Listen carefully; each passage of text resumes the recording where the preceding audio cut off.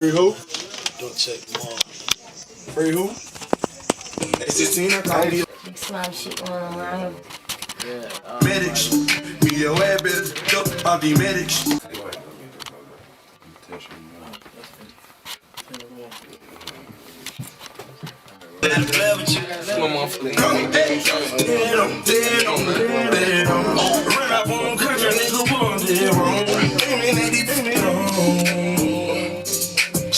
I'm playing dead, but I'm dead on you. You not a blood, but you got red on you. And I watch my surroundings like the fans on me. I just got me some plays on the plane. I go high up, I'm higher than every idiot. Went from open mic to performing in the stadiums. Now all my shooters sponsored by Margiela Mason. I feel like I'm high up in the air. Whew.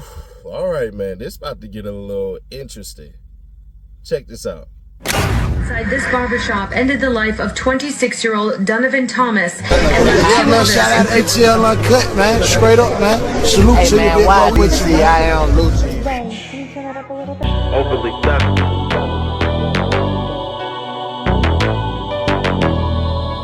Man, I don't gotta worry about a damn thing. The devil tryna pull me like a hamstring. Finessing the game with my pimp thing. I'm ready to go like the bell ring. I don't gotta worry about a damn thing. The devil tryna pull me like a hamstring. Finessing the game with my pimp thing. I'm ready to go like the bell ring. I put my faith in God like it ought to be. Pointed a finger at me and said you gotta see. Come one, come all, I'm what you gotta see. Every mute person line up, say hi to me. Even blind eyes out of king.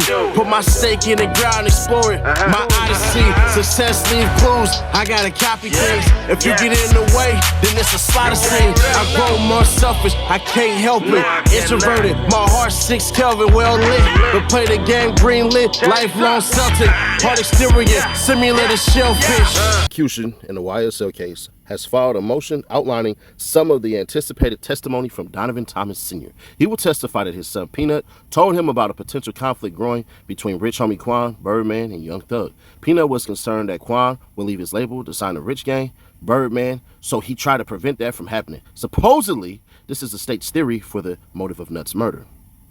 Thus, the state intends to offer in the evidence statements of homicide victim Donovan Thomas Jr. through his father, Donovan Thomas Sr. Donovan Thomas Sr. had a close relationship with his son prior to his untimely death in January 2015. Donovan Thomas Jr. discussed with his father a potential conflict growing between an individual named DeQuintes Lamar, Jeffrey Williams, and Brian Birdman Williams. Mr. Thomas Sr. would discuss a few conversations in which Mr. Thomas expressed concern to his father that Mr. Lamar was going to leave his current record label and move to another record label. Mr. Thomas Jr., that the new record label was going to take advantage of Mr. Lamar, and he wanted to prevent that from happening. Additionally, Mr. Thomas Sr. would discuss his son distancing himself from Jeffrey Williams and Brian Williams during the later part of 2014. Of course, this is all hearsay. The state intends to introduce it all under a residual exception hearsay because it doesn't fall under any of the normal hearsay exceptions. If the defense objects, there'll be a hearing to determine if the statements meet the criteria below. And here's the criteria. A statement not specifically covered by any law but having equivalent circumstantial guarantees of trustworthiness shall not be excluded by the hearsay rule if the court determines that the statement is offered as evidence of a material fact. The statement is more probative on the point for which it is offered than any other evidence which the proponent can procure through reasonable efforts, and 3, the general purposes of the rules of evidence and the interests of justice will best be served by admission of the statement into evidence. As the Court of Appeals recently stated, Rule 807 analysis must consider whether the statements here guarantees of trustworthiness given the circumstances under which they were made. Rivers versus United States, 777, F3D, 1306, 1313, 11th Circuit, 2015. We examine the trustworthiness of a declarant who originally made the statements, not the trustworthiness of the witness reciting the statements, ID. This standard of review for the admission of evidence under the residual exception is abuse of discretion, CID, and the standard of review is meaningful. We are particularly hesitant to overturn the trial's court admissibility ruling under the residual hearsay exception. As a non-lawyer, I think point 2 might be the toughest one for the state to overcome because the state has both Birdman and Rich Homie Quan on their witness list, people who were actually in the conflict and the purported statement. Their testimony is probably better evidence. Update. Brian still has filed his response. As I anticipated, he focused on the point that I thought was the most glaring problem for the state since they're calling Birdman / Quan. Additionally, he contends the state's notice of attempting to admit hearsay is 7+ months late. OCGA 24-807 is a last resort attempt by a party to introduce hearsay evidence and should be used very rarely and only in exceptional circumstances and only when there exist certain exceptional guarantees of trustworthiness and high degrees of probativeness and necessity to admit this evidence, as this is not a well-recognized exception to the hearsay rule.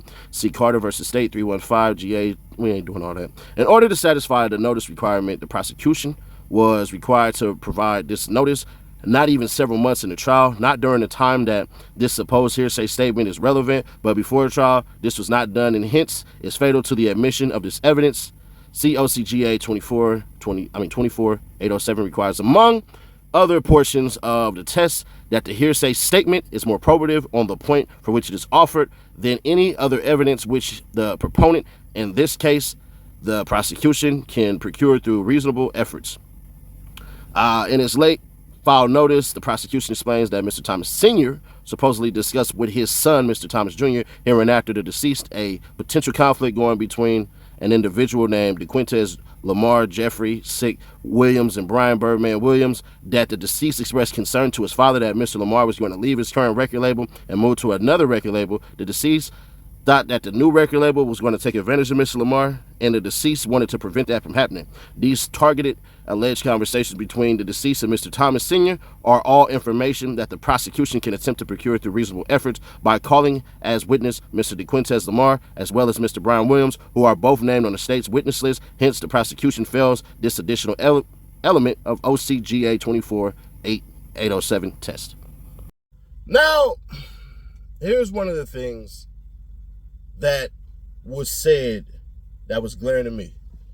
It said that basically Rich Homie Quan was about to leave and he tried to prevent that from happening. So what does that mean exactly? How did he try to prevent that from happening? And on top of that, are you saying that they basically killed you because Rich Homie Quan was about to go sign over there and you were stopping that? And that's what sparked it? Not the fight in the clubs and the state?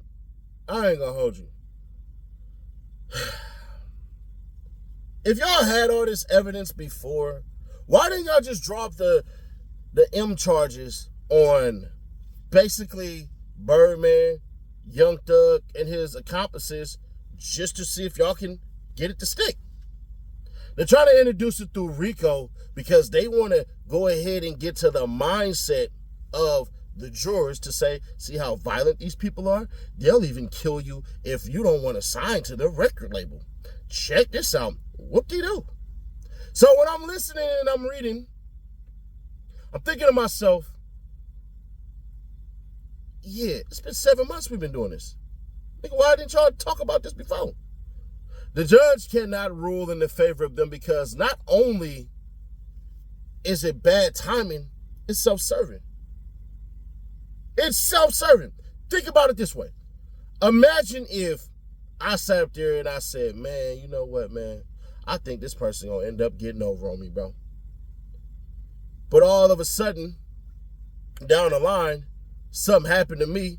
Let's just say I get deported or something like that, and I can't come back and say nothing. And then somebody say, hey, remember that store that got robbed? Sadie Nash did tell me that there was some guys that was going to sit up here and rob him and stuff like that. But then that gets brought up while the trial is going on for over half a year. Y'all gonna be like, we sure Sadie Nash said that? He might just got it gripe. See, there's one thing to try to get justice, but there's another thing to try to make up things to try to get justice. All they want is a win. It would not surprise me, and I'm not saying this is true or anything like that. It wouldn't surprise me right now that, we'll just say by January next year, when this is like on day freaking 300 and something, that they ain't sitting up here looking at Young Thug like, hey, bro, we've been holding you in here for about 3 years. You want to go with time served and get some probation? We can all win here. We can all take a W here. You think you want to just go with time served and we'll give you a year of probation and make you a felon? Now, I know I got it under good authority that Thug, like, we going to fight this out because I don't want to get that F on my jacket. So I get all that. But at a certain point in time, the state has to look at this and go, we're really not winning this at all. Like, we're real life not winning this. And on top of that,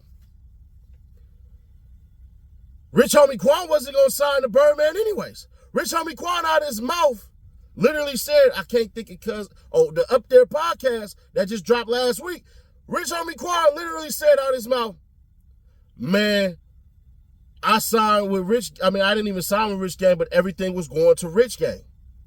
Nigga, that's bad business. So you have a whole entire interview of Rich Homie Quan saying he wasn't going to sign them anyways because he didn't like the fact that Birdman owned Rich Gang. That Young Thug and Rich Homie Quan didn't have any ownership in Rich Gang. He said that's why he got up out of there. He said Birdman paid him his money, but as far as how it looked, hell nah. But it's even funnier because essentially Rich Homie Quan blamed it on Think It's a Game Records as to basically why he fell the hell off. That's where it gets real interesting. So even when Rich Homie Quan walks in and sits on that court, when he do that, what is Rich Homie Quan gonna say exactly? What questions y'all gonna ask him? Y'all gonna ask him if he and Young Thug had any problems? He's gonna say no. Rich Homie Quan may be literally the worst witness that they can call up there because if Rich Homie Quan comes up there and basically say, I didn't like the deal, so I wasn't going to sign to them, that throws out that whole entire thing. Because he didn't already said it. It is what it is, man. I'll see y'all in court tomorrow. Y'all worried about the videos, bro? Listen, it's got a yellow mark on it, so I can't drop the Miss Love video yet. I got to wait for that to clear up. And by the time that get ready, but we also got a big video I'm going to drop Sunday on a person that Fonnie Willis set up. Oh, yeah, and we're going to send that to Trump people. I know somebody in Trump's camp.